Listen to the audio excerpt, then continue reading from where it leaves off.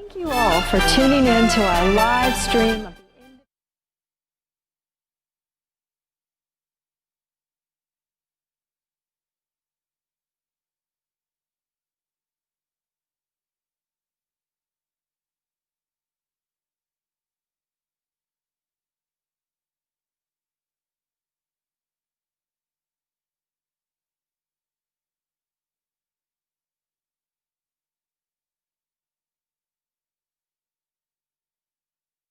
live stream of the Independence Day celebration here on the Currituck Outer Banks in historic Corolla. Independence Day is a time when we celebrate our freedoms and celebrate our independence from British rule. It is our country's birthday. On July 2nd, 1776, the Second Continental Congress voted to approve a resolution of independence declaring the United States independent from Great Britain's rule. 2 days later, this Declaration of Independence was signed and our freedom was proclaimed. The introduction and preamble is a statement that explains this decision. When, in the course of human events, it becomes necessary for one people to dissolve the political bands which have connected them with another, and to assume among the powers of the earth the separate and equal station to which the laws of nature and of nature's God entitle them, a decent respect to the opinions of mankind requires that they should declare the causes which impel them to the separation. We hold these truths to be self-evident, that all men are created equal, that they are endowed by their Creator with certain unalienable rights, that among these are life, liberty, and the pursuit of happiness, that to secure these rights, governments are instituted among men, deriving their just powers from the consent of the governed, that whenever any form of government becomes destructive of these ends, it is the right of the people to alter or to abolish it, and to institute new government, laying its foundations on such principles and organizing its powers in such form as to them shall seem most likely to affect their safety and happiness. Prudence, indeed, will dictate that governments long established should not be changed for light and transient causes, and accordingly all experience has shown that mankind are more disposed to suffer while evils are sufferable than the right themselves by abolishing the forms to which they are accustomed. But when a long train of abuses and usurpations, pursuing invariably the same object, evinces a design to reduce them under absolute despotism, it is their right, it is their duty, to throw off such government and to provide new guards for their future security.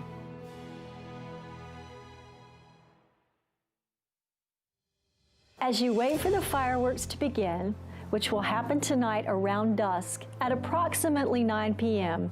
We hope you will enjoy some content we have prepared that shares what Corolla and the Currituck Outer Banks offers to our visitors.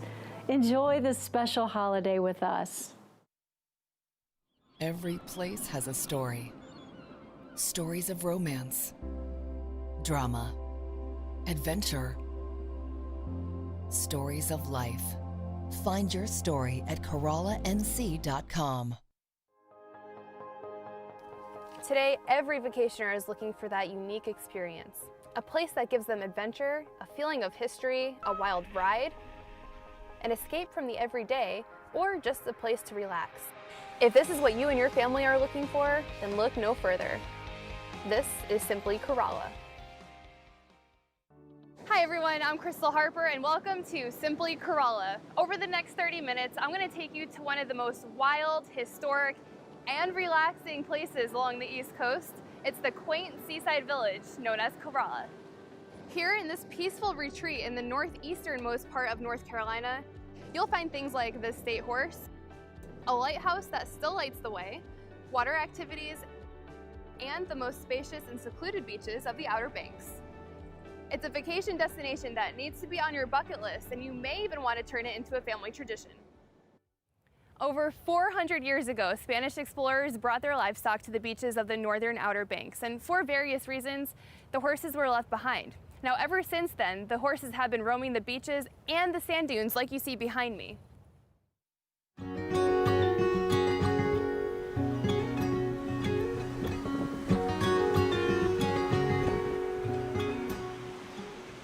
Because of their uniqueness, they have been recognized by the state of North Carolina as the official state horse. These wild Spanish Mustangs are a must-see experience when you visit this part of the world, and there are several ways to see them. Here you'll have the unique opportunity to gaze upon these majestic creatures in their natural habitat. There's a few ways to see these legendary horses. You can book a tour with one of several local guides, or if you have a four-wheel drive vehicle, you can drive onto the beach yourself just north of Corolla. And if you're staying in the area known as Carova, you can also walk the beach and encounter these horses on foot. Keeping them wild and free is why generations of visitors have enjoyed watching them graze, play, and gallop across this magnificent land by sea. Educating people is a huge part of what we do here. It ensures the life and health of the herd and understanding that it is a fragile ecosystem that we're involved with.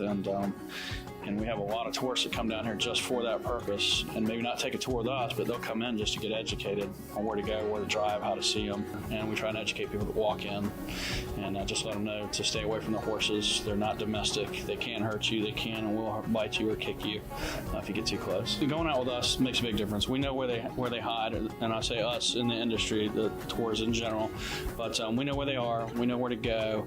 When you come up as a tourist, you just think there's beach. You don't realize that you can go behind the dunes, through the neighborhoods, over the hills to grandma's house, the whole 9 yards. So it makes a big difference for them seeing. And we hear it all the time. They come back in. We just rode around for an hour and didn't see anything. So they'll come back in and actually do a tour with me. And what's really funny is people will call me from the four-wheel drive down here and take a wild horse tour, even though they're staying up there. And I think the thing that most people don't realize is this is much more than just a horse tour. It is a historical tour. There's ecology involved. We are part of people's family memories forever. And when I started this business, I never thought people would come back and do it more than one time.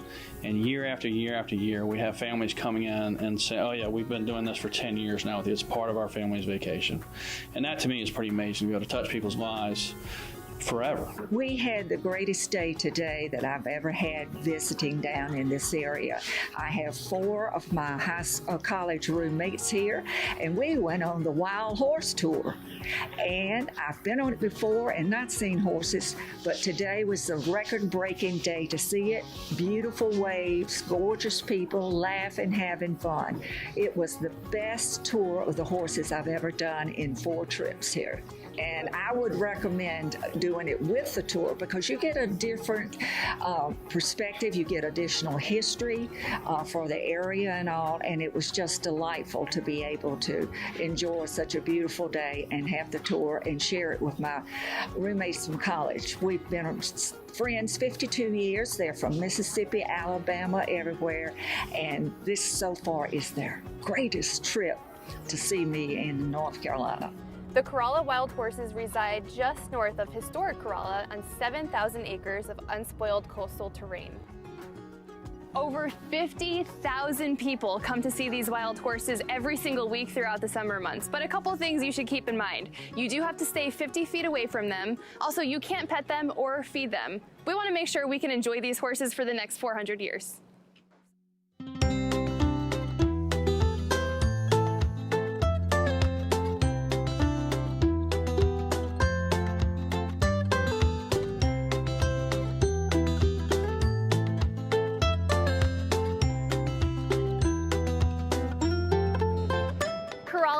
So full of adventure. Here you can climb 220 steps of a 145-year-old lighthouse that still, to this day, warns ships of the northern Outer Banks.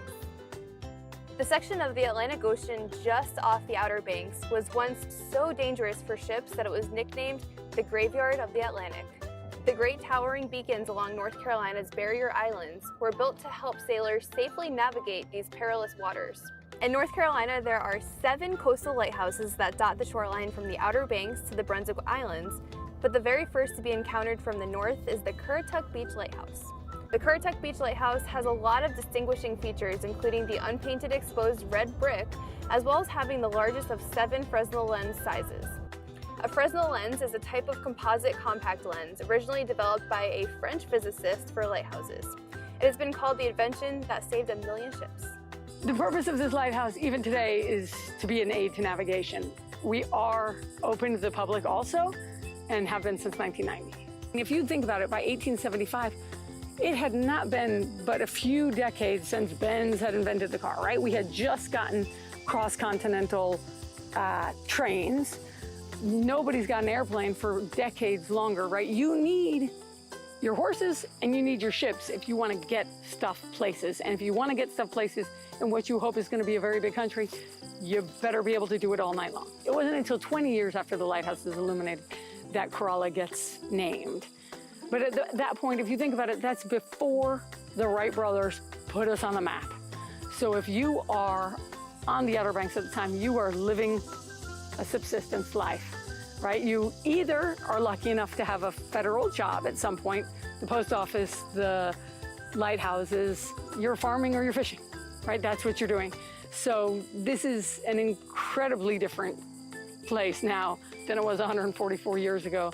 I attribute that to the Wright brothers and the Wright brothers Memorial coming and infrastructure coming in and dunes being built, and you build dunes and then you have trees grow up all around your site where people say, did you move this lighthouse? And we say no, but it was built on the beach and now it looks like it's in the middle of a maritime forest. We're the last of the tall brick North Carolina lighthouses to be built. And in fact, that's why we're unpainted, right? Because Hatteras has black and white stripes. This way, Body has black and white stripes. This way, Cape Lookout has the diamonds.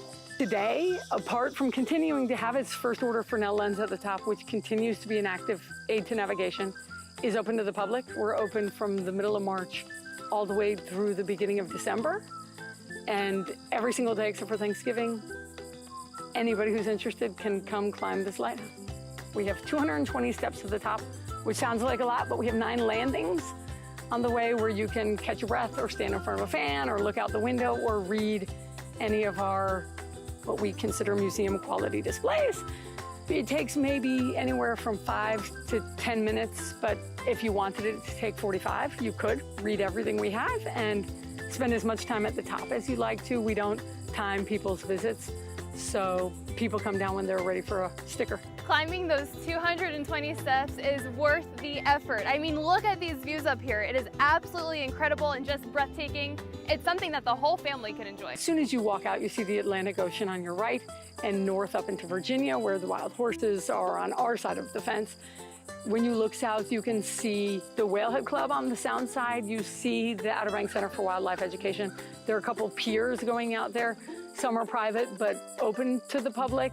Some are publicly owned and accessible. You can see all the way into the village, so you can see the chapel from the top. So I've been here for 15 years because it is a great place to be. I think one of the coolest things is you can see just how narrow the Outer Banks are from the top, and the fact that we built a very tall, immobile building on that very narrow strip of land with no bedrock underneath is another sort of engineering feat that is like another part that other people enjoy. Coming up next, there are only a few places left on the East Coast where you can actually drive on the beach all year long. And the best location for this, right here in Corolla. This isn't the everyday. This is an escape. An escape to somewhere wild. This is where roads end and adventures begin. Here, you put down the heaviness of life and dream, play, reflect, and spend time with the ones that matter most. Around every corner is a retreat where you can taste everything, fresh and local. This water paradise has preserved its past, and Southern charm lives on. Here, you can discover something rare, something unique, extraordinary, and wild. Find yourself again at CorollaNC.com. So So far we've seen wild horses, a lighthouse, and there is so much more to see. But what Corolla is really known for is their pristine beaches, and the best way to see them is to keep driving on Highway 12 until the road ends and the adventure begins.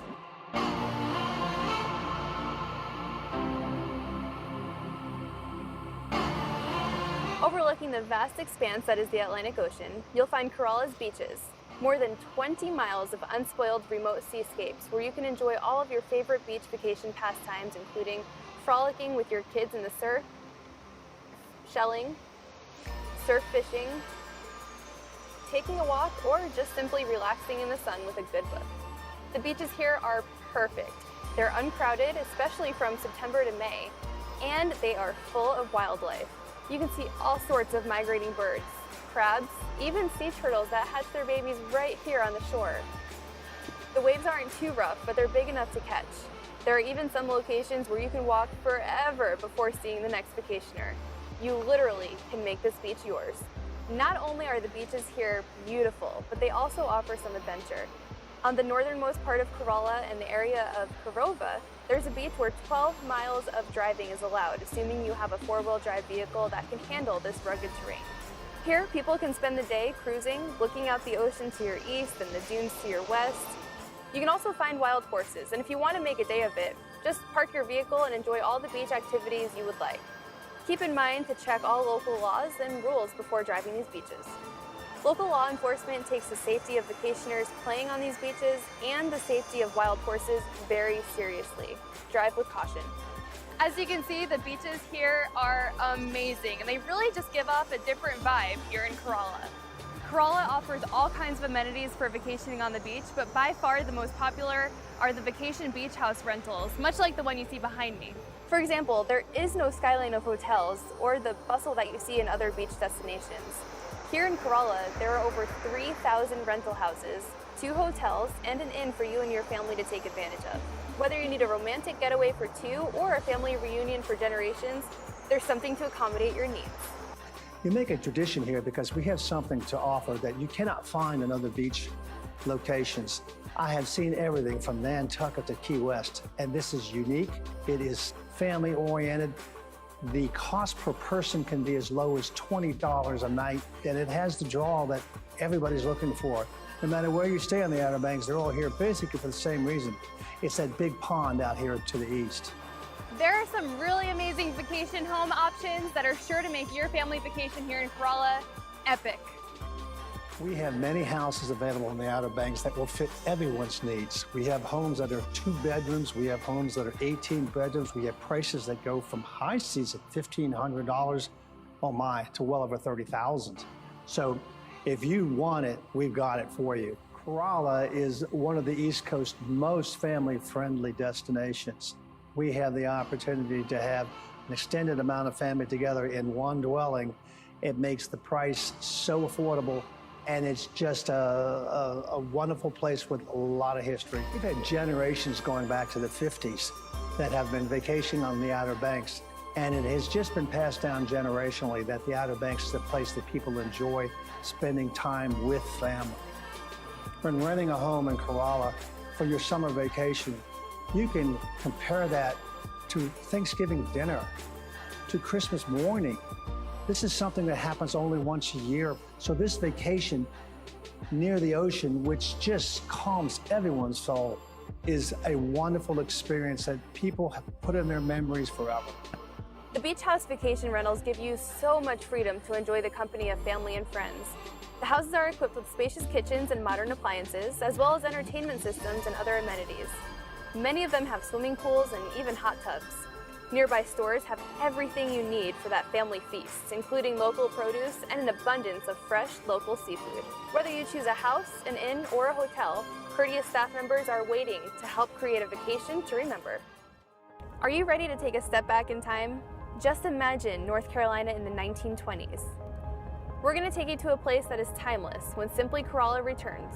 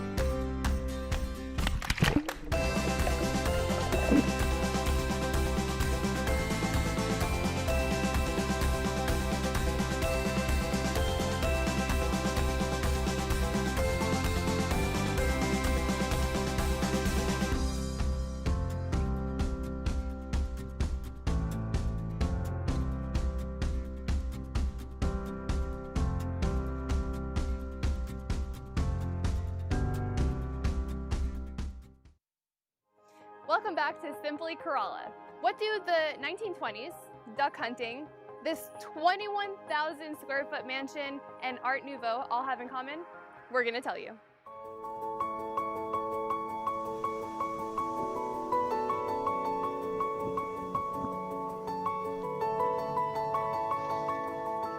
Whalehead was built by a wealthy couple from the Northeast, from Philadelphia, Mr. and Mrs. Edward Collins Knight Jr.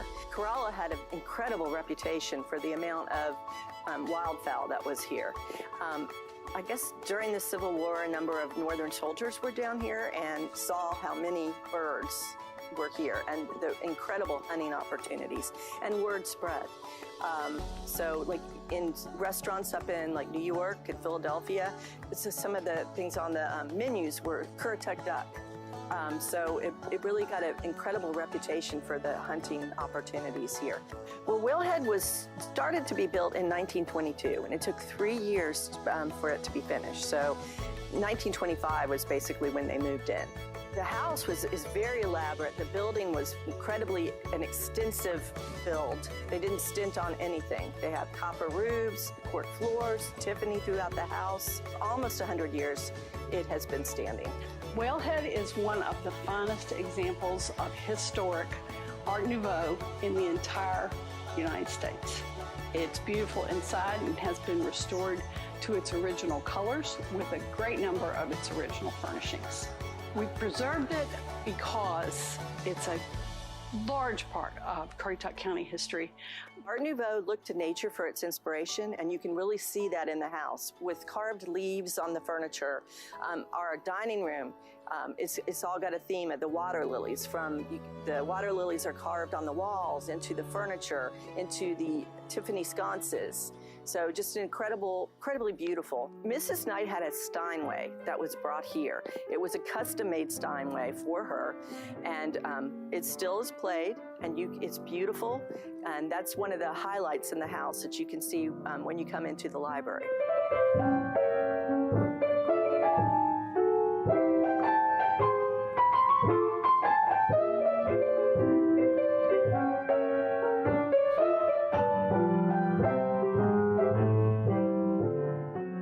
The story this house tells is truly historic and one that still holds true today during hunting season on the Currituck mainland. Corolla, surrounded by water to the east and the west, is quite unique. Here in the historic Corolla Park, you are just a stone's throw to the ocean on the east and to the west in the Currituck Sound. The park itself has a water basin that is great for fishing and crabbing with family, and also plays host to several events that include wine tasting, art festivals, and of course, the Outer Banks' biggest 4th of July fireworks show. Not only is it a park, but it also houses a wildlife education facility, the Currituck Beach Lighthouse, a future maritime museum, as well as the 1920s Art Nouveau mansion by the sea, known as Whalehead. This area's hunting and fishing heritage can be found in the cuisine of its local restaurants. Here in Corolla, there is so much great food, and today you're going to get an inside look at one of those recipes.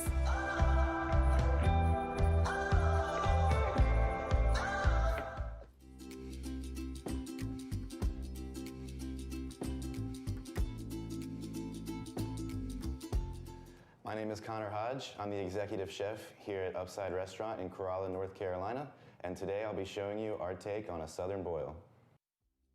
So unlike typical boils, the boil we will be making today will serve one person, and it pairs nicely with seasonal white wines that we have available in the spring, summer, and the fall.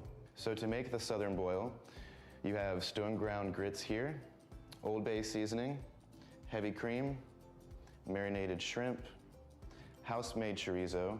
Our seasonal whitefish today is going to be a halibut. We have blanched fingerling potatoes, flame-roasted sweet corn, house-pickled jalapenos, a little bit of parsley, and a French baguette. So our southern boil is different in the sense that we don't boil our seafood, and we use grits as the base to pull everything together, and then we finish it off with a cream and Old Bay mixture.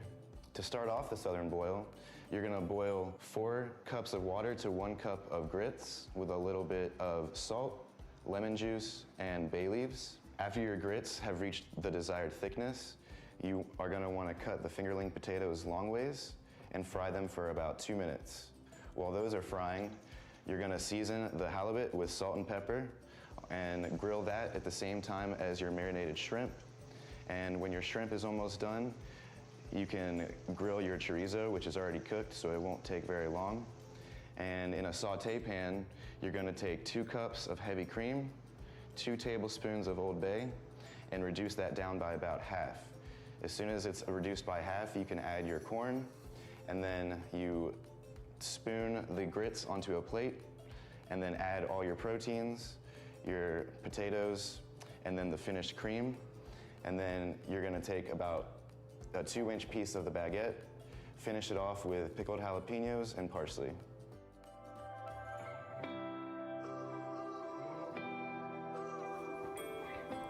Thanks, Connor. So now that we've had our dinner, it is time for dessert.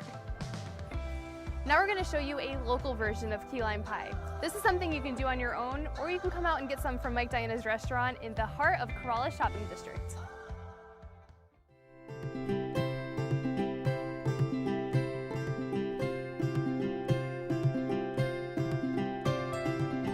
Hi, my name is Megan Pauls. I am the chef and owner here at Mike Diana's Grill Room, located in Corolla, North Carolina.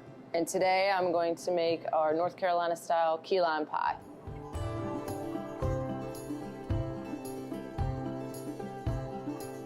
Most people come here in the summer, so it's nice and light.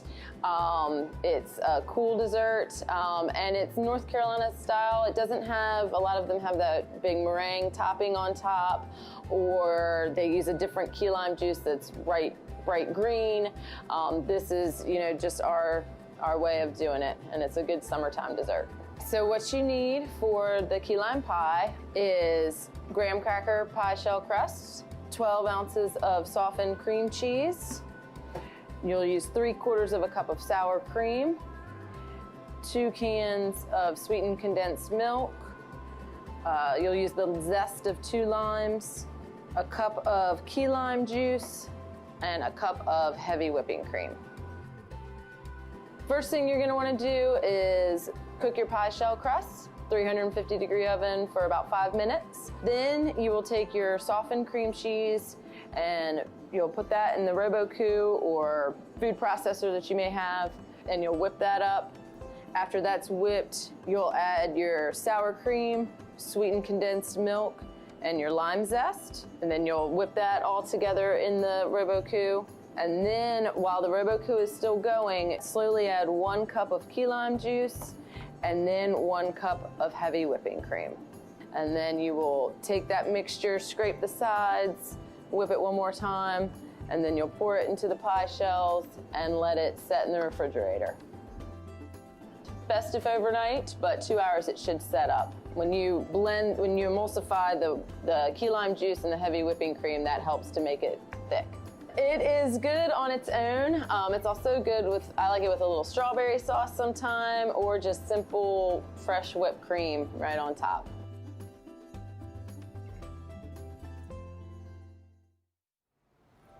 So now that we've had dinner and dessert, there's only one thing left to do. It's time to go shopping.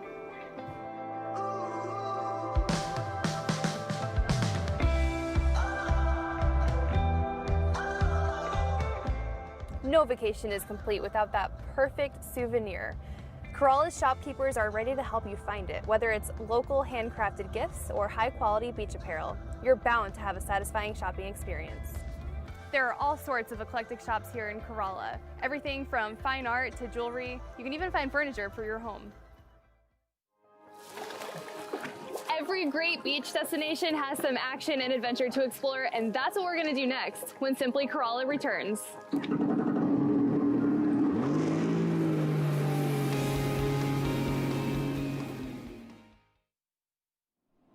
This isn't the everyday. This is an escape. An escape to somewhere wild. This is where roads end and adventures begin. Here, you put down the heaviness of life and dream, play, reflect, and spend time with the ones that matter most. Around every corner is a retreat where you can taste everything. Fresh and local. This water paradise has preserved its past, and Southern charm lives on.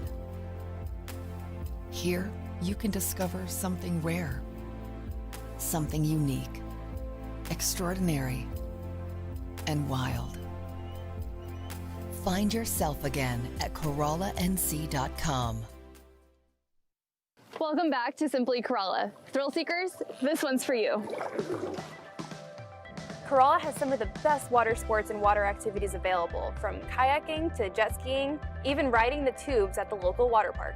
Whether on a stand-up paddleboard or in a kayak, you can explore the sound. Go alone or hire a tour guide to take you through the canals of this water paradise. You're likely to see wildlife no matter where the water ends up taking you. If you love a good adrenaline rush, you have to check out H2OBX Water Park. This spectacular water park on the mainland, not too far from the bridge to the Outer Banks, has rides and slides such as Queen Anne's Revenge, Wild Horse Run, and the 5-story Riptide, which offers spectacular ocean-to-sound views, as well as exhilarating experiences. With more than 30 attractions, you're sure to find one that's just your speed. If water sports aren't quite your thing, how about seeing Corolla from new heights? Corolla Adventure Park is a giant jungle gym in the sky, offering a fun challenge for the entire family. Climbers of all skill levels can explore their limits on 66 different obstacles and 8 zip lines. The course ranges from 12 feet to 50 feet high, and the circuits vary from beginners like me to ninja warriors. The newest addition to the Corolla Adventure Park involves channeling your inner lumberjack and throwing axes at a wooden target. Need to see a place from even higher heights? How about tandem hang gliding? Hang gliding, yeah, I know it sounds a little scary, but the folks at Kitty Hawk Kites make you feel safe, secure, and they keep things fun. Whether being shown the ropes at the adventure park or going to new heights, a new experience is waiting. Woo! There are so many options here for the whole family. For the adventurous who want to take flight and paddle their way through the waters, to the history buffs who want to go back in time, or to those who really just don't want to do anything at all. No matter what you do, 2 things are certain when visiting this location. Things tend to slow down a little bit, and you'll enjoy your time here. Thank you for visiting Corolla with me, and when booking your next trip, please consider this beautiful escape on the Outer Banks. Thanks for joining us. I'm Crystal Harper, and this is Simply Corolla.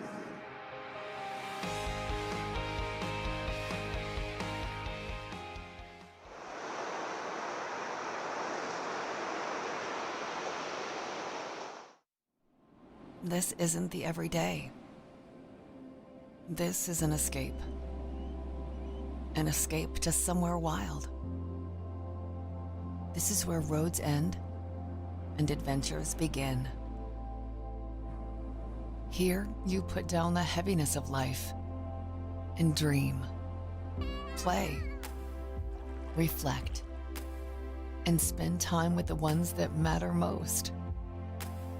Around every corner is a retreat where you can taste everything, fresh and local. This water paradise has preserved its past, and Southern charm lives on. Here, you can discover something rare, something unique, extraordinary, and wild. Find yourself again at CorollaNC.com. As our country and local communities deal with issues on race and equality, we wanted to share with you a museum here in Currituck County that gives the history of what the African American education experience was like in rural North Carolina, and how our community has come together to support the restoration of a special school, to tell its history, and to celebrate the lives of our residents who worked in this rural area and attended this school.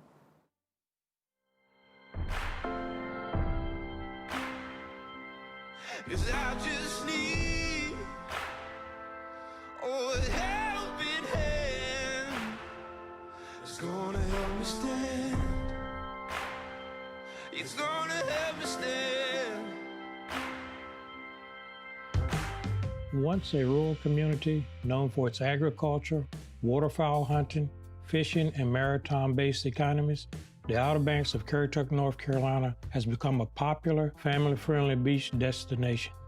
But when visitors stay here, they start to notice that Currituck has prided itself on documenting and preserving the history of its past. From the historic Currituck Beach Lighthouse overlooking the Atlantic Ocean and the Currituck Sound to the iconic Whalehead Mansion.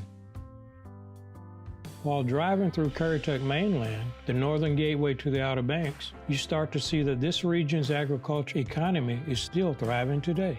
From fruit and produce stands to fields and tractors, you get the sense that this ocean retreat was once and still is a rural agriculture mecca. But what may get lost are the stories of those families that work these fields and farms and how they came to learn and live in the county. The history of these families is what a group of local citizens, volunteers, and Currituck County officials have worked to preserve. An example of this preservation is one building that was falling apart, the Jarvisburg Colored School. This old school, now known as the historic Jarvisburg Colored School Museum, was placed on the National Register of Historic Places in 2009. HJCS is one of the oldest standing colored schools in North Carolina. In this museum, you can find displays that share the stories of the students who attended historic Jarvisburg Colored School. It's important to share these stories and preserve the school so that we can share the history of African Americans from as long ago as the 1800s. At that time, it wasn't popular to educate African Americans, and it's important to me, as well as the board members, to be able to show that in Currituck County, African Americans could receive an education.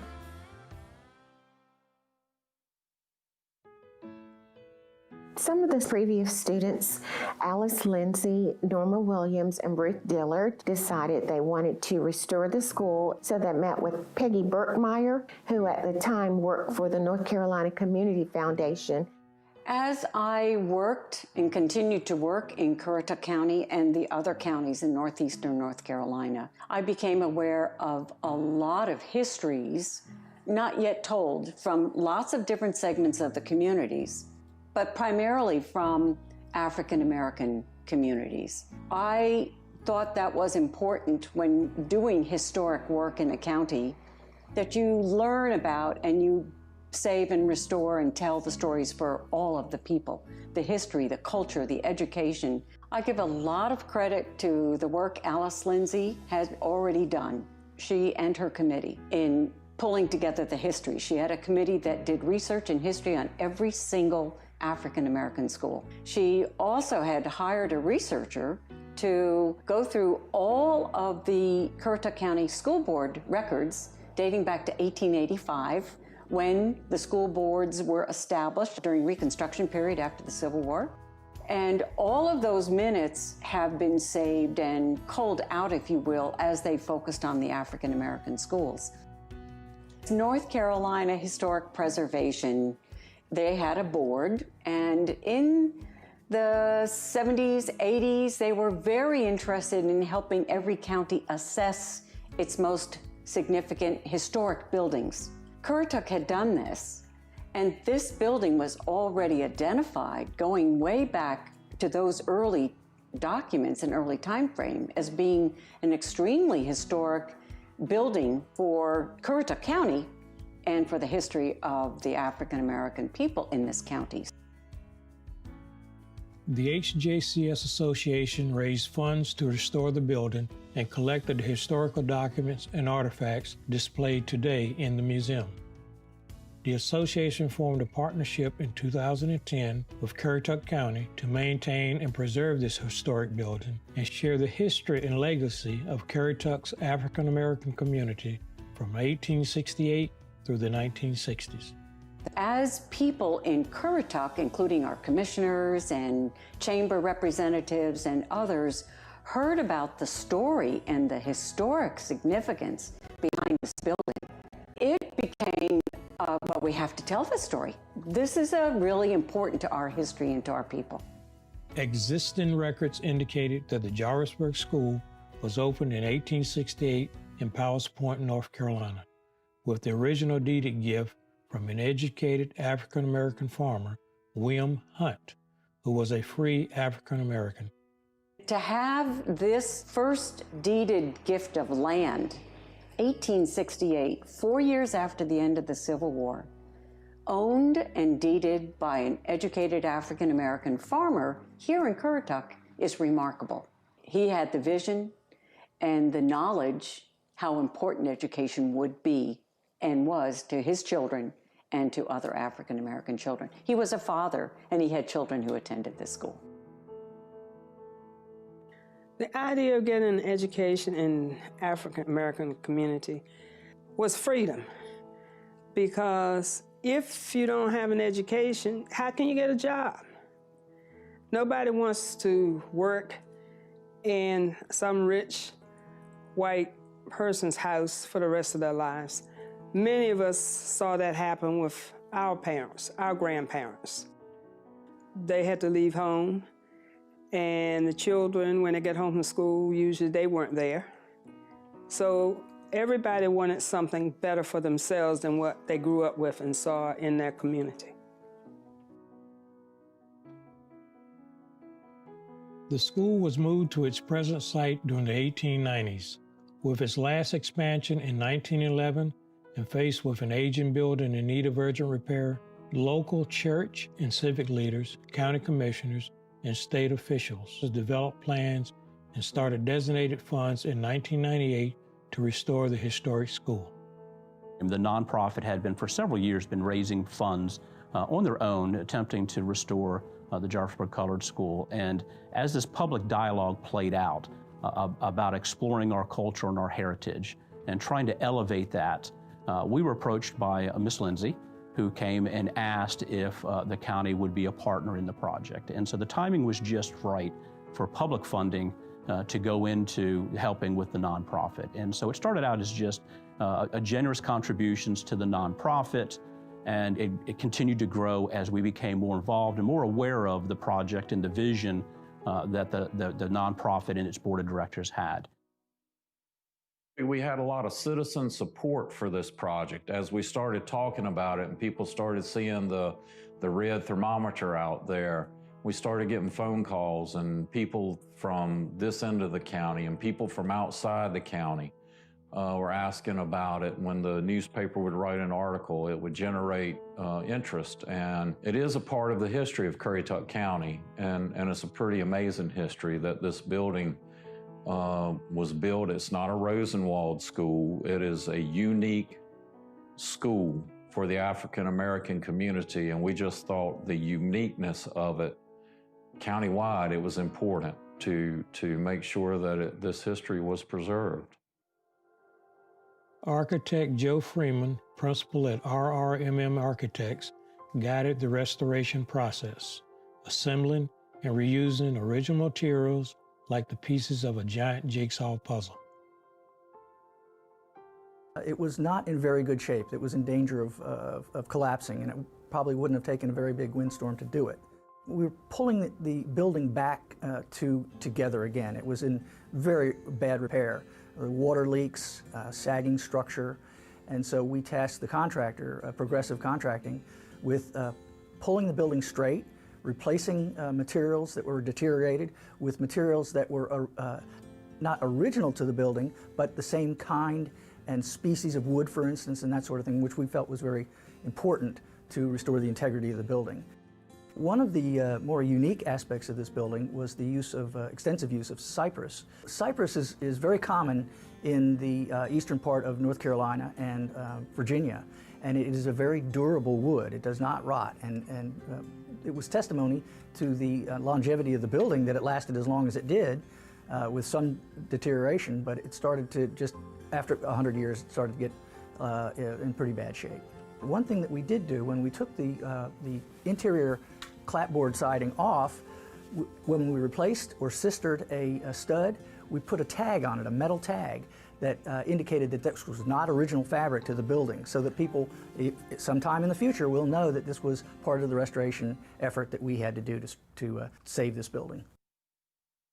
Today, the museum showcases an elementary-age classroom that would often combine several grades of children, It also includes historical information regarding all of the African American schools in Currituck County from 1868 through the 1950s.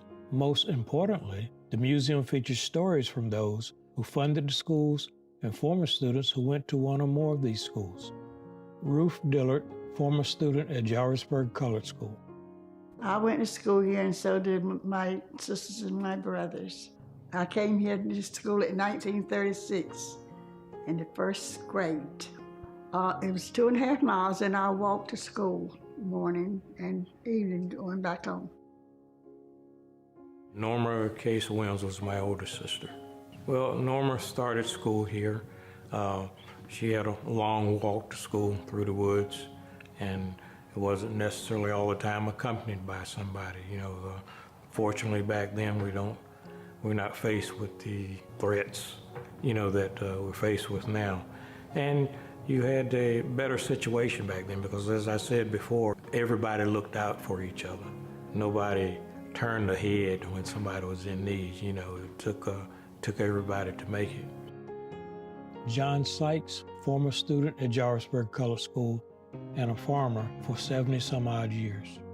See, we didn't have any transportation for black children during that time. We had transportation for white children, not blacks. Mr. Ellis Ferber was the first black school bus driver in Currituck County. Well, when we first got to school in the mornings, we had we had a pot-belly stove. We had to make a fire, and it was cold. We was around the stove trying to get warm. We would say, "I pledge allegiance to the flag." We would sing, we would have prayer, and then go into classes. Alice Lindsay, former student at Jarvisburg Colored School and granddaughter of William Hunt. I had a lot of good teachers. I think I was blessed that I had good teachers, and they knew how to keep me busy. On the first floor, there was first grade, second grade, third grade.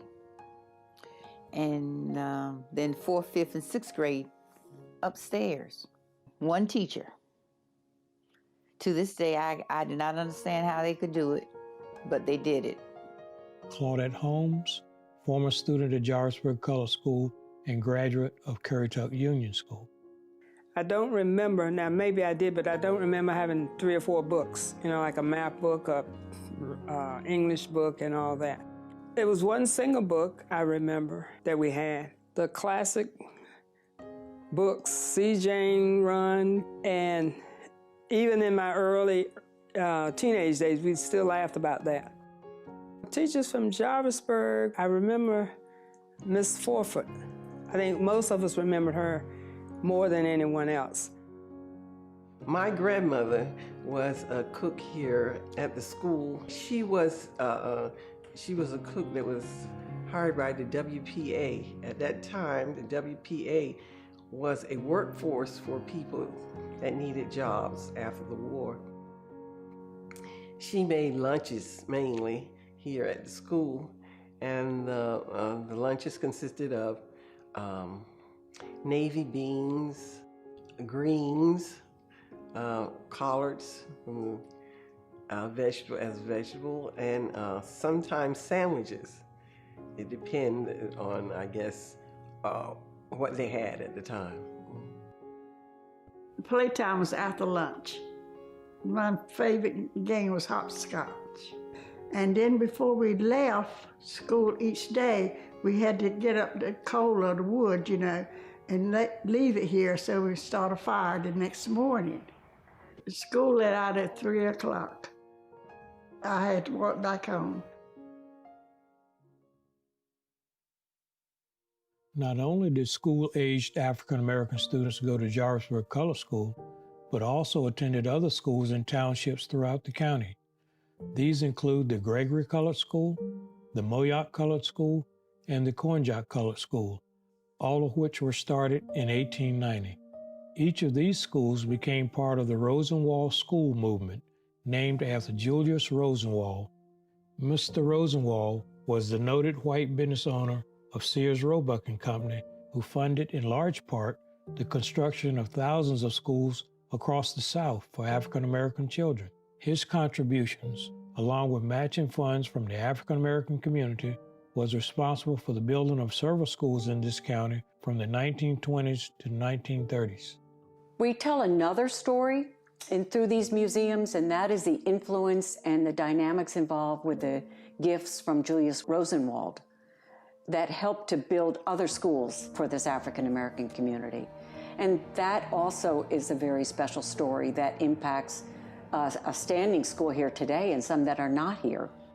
And so that whole story of how did these schools come about by one of the most influential business leaders of the time throughout the South is an amazing story, and we're very happy to share that as part of the stories here in the museum. The significance for this building, if we think about the timeline, is this gift, this first building, predated anything that Mr. Rosenwald did for later on. It was another 40 years before those gifts from Mr. Rosenwald came in to benefit other communities here in the South. Since 1931, high school grades were taught at the Currituck County Training School. In 1950, all of the colored schools, including the high school, were consolidated into the one school now known as the Currituck Union School. Currituck Union was the one and only colored school in Currituck County from 1951 to 1966 and included all grades from 1st through 12th prior to school integration in 1966. I believe the Currituck Union School came about because it was more children going to school. We outgrew the schools that were, one teacher teaching 2 classes. We outgrew that. Well, when the schools closed down and we all went to the Currituck Union where all the classes were combined, it was exciting to me because I got to ride the school bus. And you got to see places that you wouldn't see as often because everybody didn't have cars. At Currituck Union, we had reading, writing, and arithmetic. We had all this basic science classes in high school and math classes. We had general business class. Also, we had social studies. I remember in the 1st grade, Miss Brown was my teacher, and she was really specific about how you wrote. You had to do it correctly.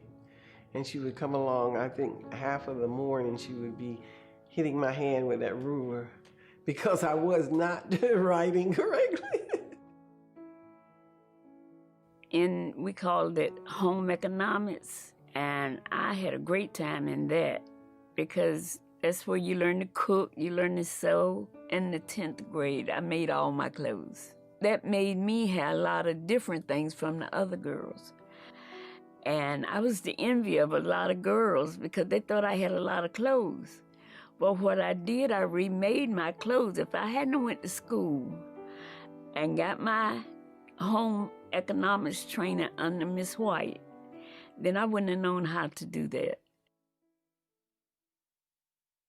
School and church became the focal points of social activities in these closely knit African American communities.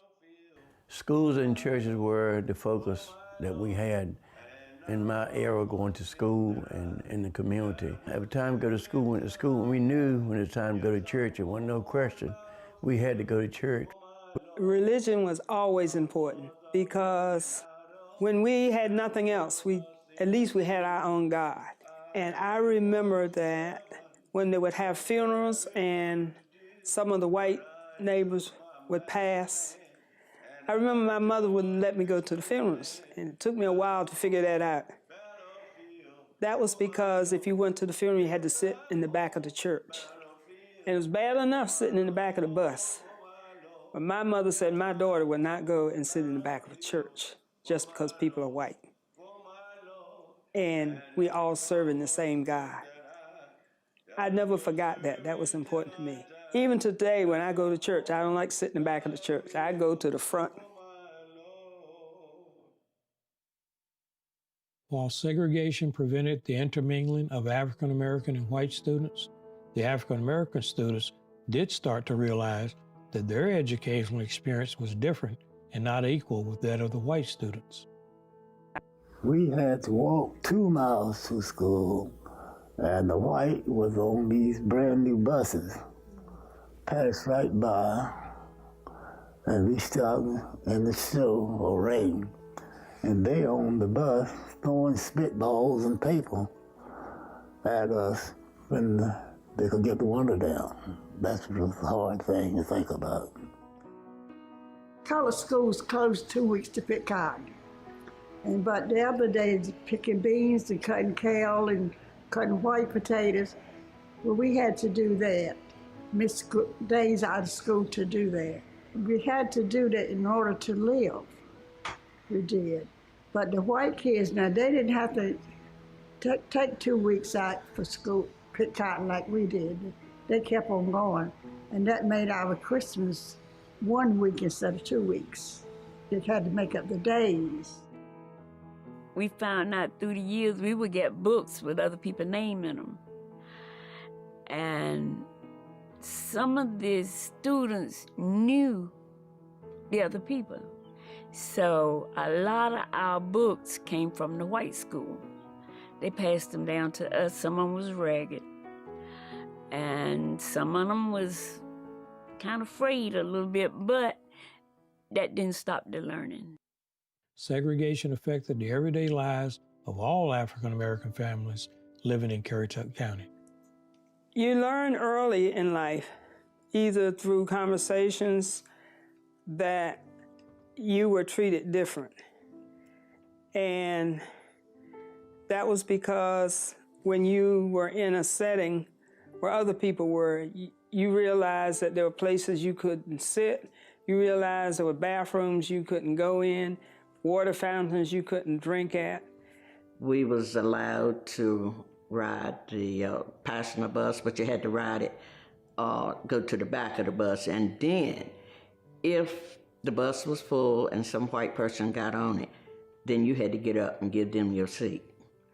And if you go to the restaurant, you could not go in the front door. You had to go in the back door and be served from that way. They had two sides. They had a side for the blacks, they had a side for the whites. You did not go on the white side because they would not serve you on there. They only serve you on the black side. And when they integrated, they just closed up because they did not want to serve everybody together. And if you go shopping, you had to buy what you, or go look at, or pick out to buy. You could not try it on or anything. I remember as a child wanting to eat hot dogs or hamburgers like everybody else. And many times we had to stand outside.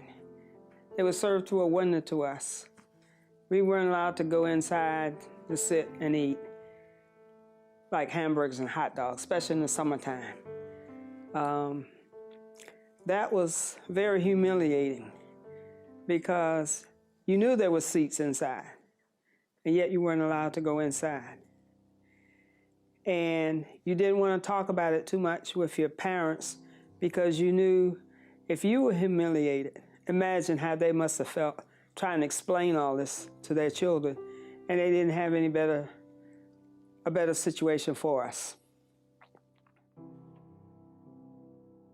We have a tendency in life to kind of accept things that we know we can't have any control over making change, but every so often, there's that moment when it really sinks in.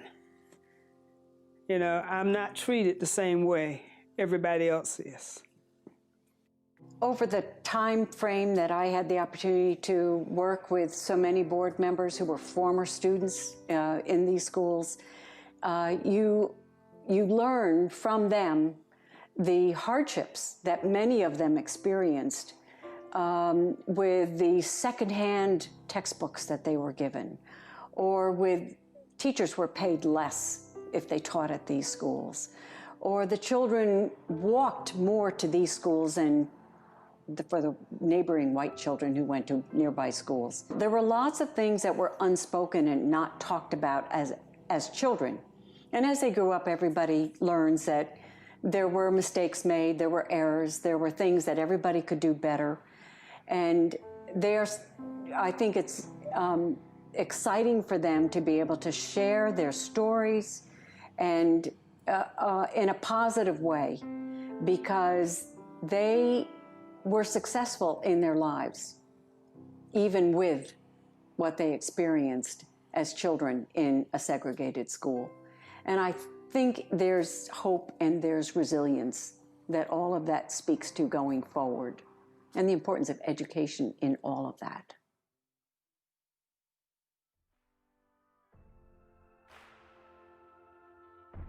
In 1966, the School Board of Currituck County approved the Freedom of Choice School Plan, following the 1964 Civil Rights Act, which ended segregation in public places on the basis of race, color, religion, sex, or national origin.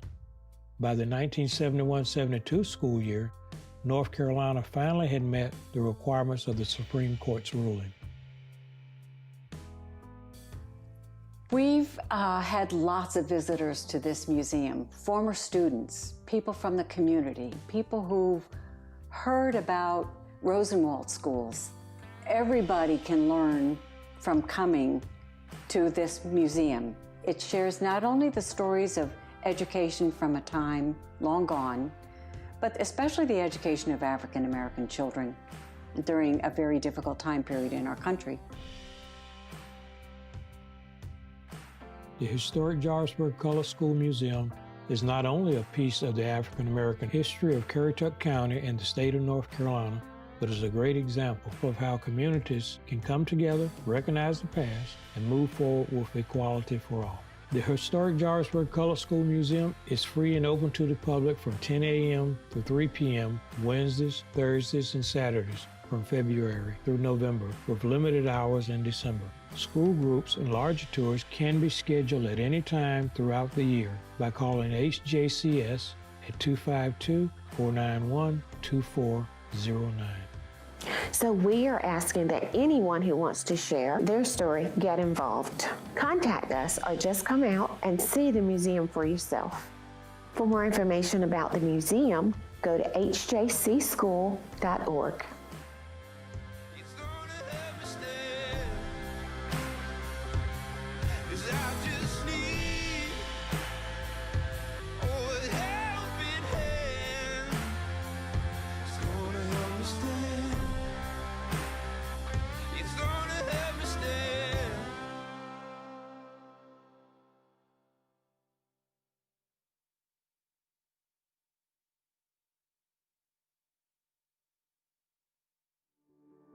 We miss the wide open.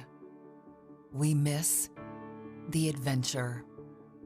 We miss the wild. We miss the moments. We miss the view. We miss you.